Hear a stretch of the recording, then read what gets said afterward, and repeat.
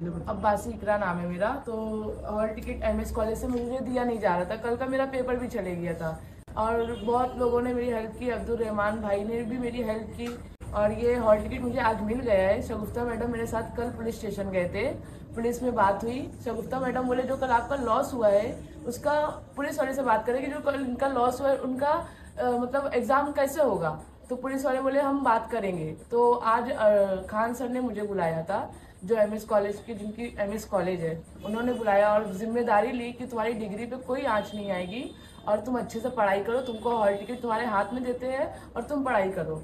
अब्दुल रहमान भाई भी बोले कि राइटिंग में लिख कर दो, तो बोले हम अपनी जिम्मेदारी लेते हैं। भिवंडी में रहती हूँ। अभी भिवंडी में रहते हो मुमरा? पहले से मतलब केटी का मसला था, केटी क्लियर नहीं हो रही है, मतलब एब्सेंट लिख के आ रहे हैं, तो वो बोल रहे थे अप्लीकेशन दो, रिजल्ट वो करो ऐसा।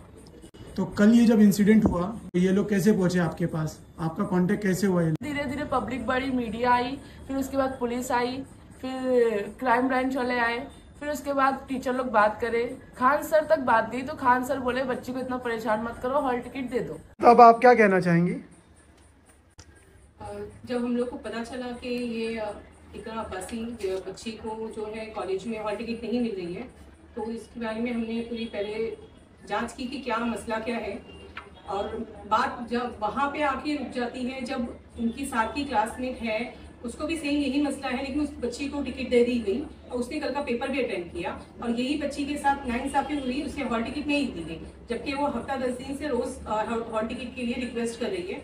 उसे मजबूर होके मतलब उस कल जब उसे अंदर नहीं जाने दिया एग्जामिनेशन हॉल में, तो ये सब गैदरिंग हुई, इतना तमाशा हुआ। फिर उसके बाद हमारे जो अब्दुल रहमान भाई थे वो स्पॉट पे पहुंचे, फिर वहाँ से हम लोग तक की खबर आई, फिर हम सब मिलके शाम में पुलिस स्टेशन गए।